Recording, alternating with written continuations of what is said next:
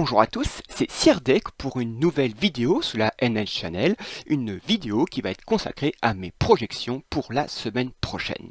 Allez, jingle!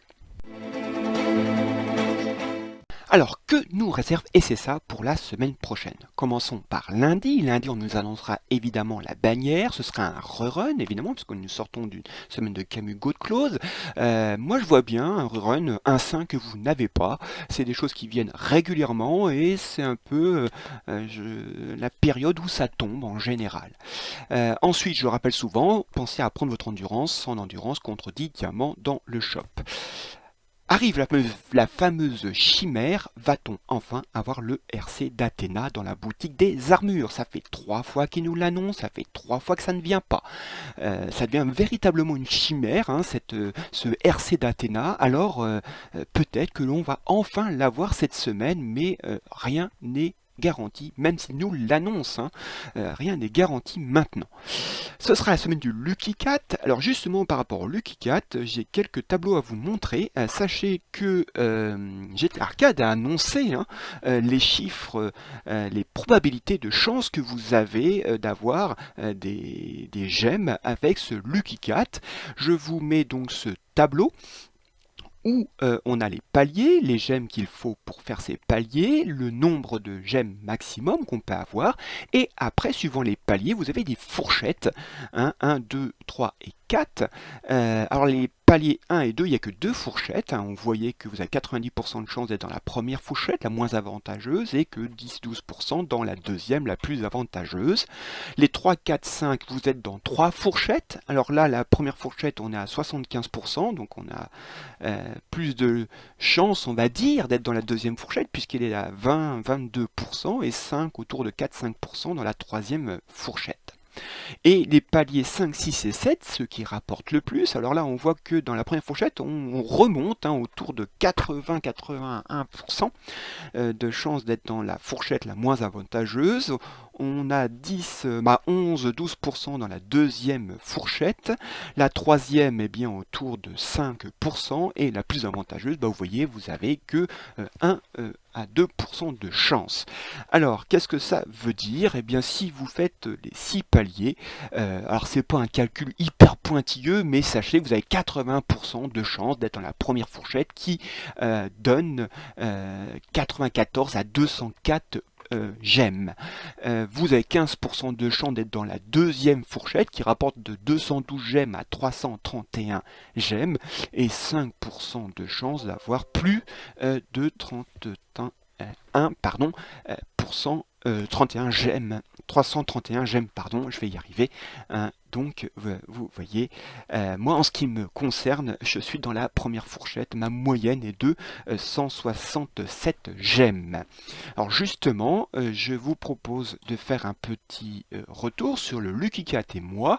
J'ai fait mes petits calculs, vous voyez, j'ai fait les gemmes, évidemment, à côté mes nombres de tentatives, puisque depuis le début, j'avais fait 21 Lucky Cat, mais au début, je ne pouvais pas faire tous les paliers. Vous voyez, il n'y a que les 14 dernières fois, 14 derniers mois, où j'ai fait les 6 paliers. Et donc, j'ai marqué à côté les résultats, notamment en pourcentage, suivant les fourchettes. Alors, ça fait beaucoup de chiffres, et donc, pour un peu être plus facilement lisible, j'ai comparé tout simplement mes résultats par rapport aux probabilités. Et quand c'est vert, c'est que c'est plus avantageux que les probabilités annoncées par GT Arcade. Et quand c'est rouge, c'est moins avantageux que les probabilités annoncées par GT Arcade. Et on voit que pour les 2 premiers paliers, en général, ça se passe mieux pour moi. Il y a un palier aussi qui se passe très bien pour moi, c'est celui de 240. Mais pour les derniers paliers, en général, j'ai moins de chance. Je suis plus généralement dans la première fourchette. Donc voilà, donc tout ça c'est un peu de la RNG. Je ne sais pas si vous avez un peu pris des notes et quel est votre retour ou votre ressenti. Voilà, moi mon ressenti c'est que je pensais être dans la moyenne. Je pense que je suis un petit peu en dessous de cette moyenne. Voilà. Revenons à notre diaporama du lundi, commenceront les qualifications au Jamir. Je vous pousse toujours à faire au moins un match pour avoir les récompenses. Hein, puis c'est un mode assez intéressant, je trouve. Je vais essayer d'en faire cette semaine et de montrer les quelques matchs que je vais essayer de faire et de faire une vidéo dessus. Pour ceux qui s'occupent des légions, n'oubliez pas, c'est aussi une inscription à la conquête. Hein, de bien penser à vous inscrire. Moi j'ai remarqué que les chiffres annoncés ne sont pas vraiment ceux qui sont au final, donc inscrivez-vous. De toute façon, il n'y a aucun risque. Si vous n'êtes pas retenu, vous perdez aucun point. Donc inscrivez votre légion, puis vous verrez bien si vous êtes retenu. Mardi, on annoncera le contenu de la mise à jour. On n'a aucun risque de RC puisque les deux qui sont c'est Shiryu, GC et Luna, et ils sont en test dans la chinoise où ils étaient encore en test dernièrement que j'ai regardé, donc on n'aura pas de RC. Est-ce qu'on aura un nouveau Cosmo? Alors là, je pense sincèrement qu'on a grande chance d'avoir un nouveau Cosmo. C'est les mêmes que ceux que je vous avais dit la semaine dernière, c'est-à-dire qu'il y a un Cosmo bleu qui s'appelle Brillant, qui apporte 264 d'attaque P et 25 de vitesse, pardon, en SS évidemment. Si vous avez les 3, vous avez 10% de PV si vous avez donc les 3. En jaune, on a le papillon de rêve. Alors là, j'ai pas tout à fait les chiffres parce que ma version chinoise n'est pas encore au level suffisant et je n'ai pas ce Cosmo. Alors je suppose qu'il apporte 720 de PV, 7 de vitesse. Par contre, je suis sûr qu'il apporte 10% de PV si vous avez les 3. Et il y a un légendaire, Ambre, qui apporte des pourcentages de PV, et lorsque le personnage prend des dégâts, il recevra que 60% de ses dégâts lors de ce tour, puis 40% lors du tour suivant, ce qui peut permettre une survivabilité au personnage. Alors ensuite, quels seront les événements? Pour ça, je vous propose déjà de faire un tour sur les événements qu'on a eus cette semaine. Alors quels événements avons-nous eu cette semaine? On a déjà eu les archives du sanctuaire. Quelque chose habituel, hein, donc ça récompensait un petit peu le farm que l'on peut faire. On avait quelques récompenses, notamment, et bien surtout un coffre doré rare. Voilà. Ensuite, comme autre événement, donc on avait le deuxième week-end de PVE mêlée. Évidemment, il prendra fin dimanche, hein, puisque je suis en train de tourner là samedi, donc ça prendra fin demain. On avait comme autre événement l'assemblée d'or divin, donc on devait cliquer 3 fois et suivant le résultat, eh bien, on avait des récompenses qui étaient assez sympathiques, c'est des gemmes temporaires même de 7 jours. On avait donc le chasseur de trésors. Voilà, donc on avait 40 chances, hein, et, on tombe en général, hein, suivant la ING, c'est plutôt dans le A, si vous avez de la chance, dans le S ou le SS. Moi, personnellement, je n'ai pas eu de SS. J'ai été pour une fois un peu plus chanceux, puisque, vous voyez, j'ai eu 4, 5, 6, 7 fois sur les 47 fois des S, donc 33 fois dans les A. Et enfin, donc, on avait cette histoire liée donc à notre nouveau personnage de Camus Godclose, et à chaque fois on a des petites récompenses, et avec cela on pouvait acheter différents items. Donc voilà pour les événements qu'on avait eu cette semaine. Donc revenons à notre diaporama. Bien, alors nous verrons bien donc les événements que l'on aura donc la semaine prochaine. On aura l'annonce des légions pour la conquête, hein, les 16 qui seront retenus pour donc la conquête de légions, et donc à ce moment-là vont commencer la recherche des membres qui vont bien vouloir former les équipes pour cette conquête de légion. Soyez vigilants aux annonces de vos commandants ou vice-commandants qui s'occupent des conquêtes chez vous. Mercredi, on aura la mise à jour, disponibilité du jeu de 7 à 11 heures. S'il y a des retards, on aura des diamants, comme on a eu notamment pas mal de fois cette semaine.